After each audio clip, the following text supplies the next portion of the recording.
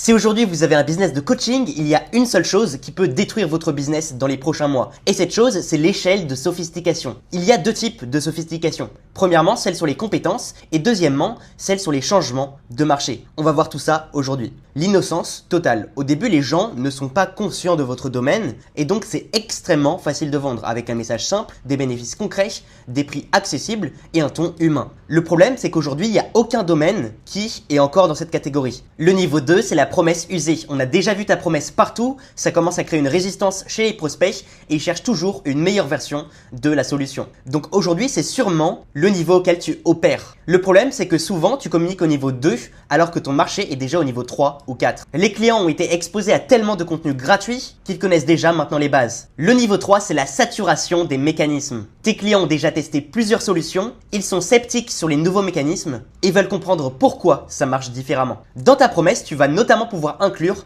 même si tu as déjà tout essayé avant. Souvent, les coachs à ce niveau font déjà 10 000 € par mois, mais ils ont beaucoup de résistance avec les prospects. Et enfin, tu as les niveaux de sophistication avancée et d'expertise absolue, pour lesquels ce que tu dois mettre en avant, c'est l'identité et la tribalisation. Ils achètent principalement l'identité, l'appartenance. T'inquiète pas, on va voir juste après comment faire tout ça. Ce qu'on vient de voir, c'est ce qu'on appelle la sophistication verticale. C'est progressif, c'est lent, ça prend plusieurs années avant de changer. Le problème, c'est qu'il y a un deuxième type de sophistication qui est la sophistication horizontale, qui arrive beaucoup plus vite et qui est impossible à contrôler pour toi. Parce que la sophistication verticale, tu peux le contrôler, tu peux changer ton offre, etc.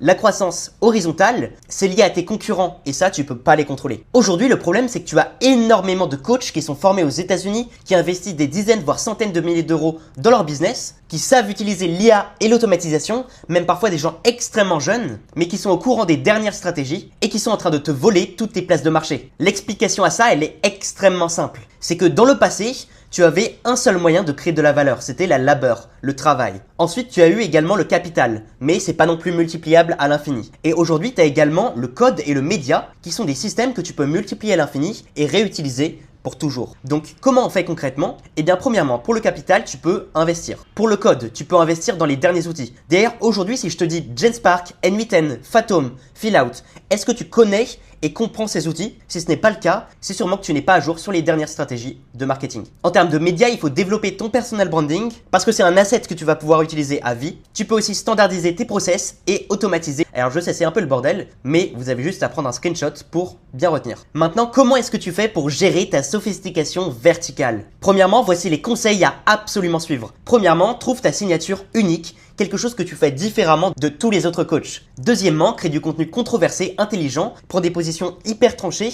mais argumentées avec une grosse différenciation par rapport à ta concurrence. Développe un positionnement ultra spécifique, utilise ton histoire personnelle, crée des contenus que personne d'autre ne peut faire, notamment grâce à ton expérience unique ou avec des méthodes US. Développe une expertise parallèle que tu peux utiliser dans ton business et apporter à tes clients. Quand tu mesures quelque chose, fais-le avec 3 versions. Premièrement, un questionnaire, un suivi hebdomadaire et une évaluation tous les mois. Ajoute des garanties, développe un langage propriétaire, c'est-à-dire avec tes propres termes, qu'on ne trouve nulle part ailleurs. Et ajoute toujours une dimension scientifique à ce que tu fais. Les gens veulent des références, des études, des explications neurologiques. Maintenant, voici quelques conseils selon ton niveau. Si tu es au niveau 2, donc avec des prospects un peu naïfs, mais toujours avec une petite méfiance, utilise beaucoup de preuves sociales, des avant-après et des garanties très fortes. Je t'invite également à créer un quiz funnel pour savoir quels sont tes prospects qualifiés et pouvoir les recontacter. Je vais te montrer rapidement comment ça marche. En gros, la personne répond directement. Là, je vais m'imaginer comme une personne qui, par exemple, a des ventes qui stagnent. Hop. Ensuite, la personne répond à plusieurs questions. Tac. Notamment, ces questions permettent de préqualifier pour savoir si tu vas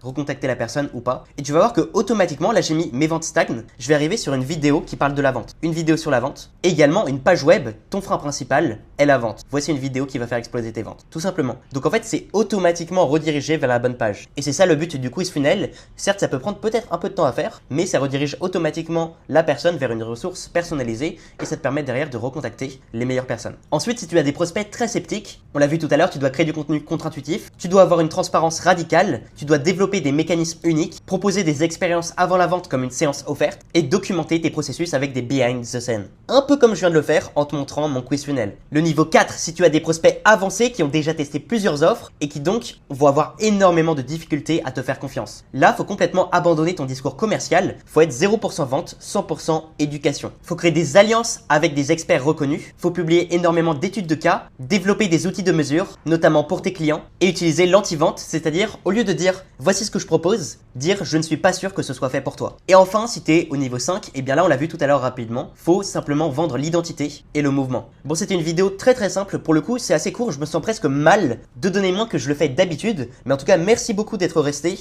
n'hésitez pas à regarder les autres vidéos parce qu'il y a encore plus de valeur dans les autres, et si vous voulez recevoir un document de Notion qui résume tout ce que je vous ai présenté, envoyez-moi marcher sur Instagram, envoyez-moi simplement marcher sur Instagram, M-A-R, bref j'ai pas le temps d'écrire, bye bye.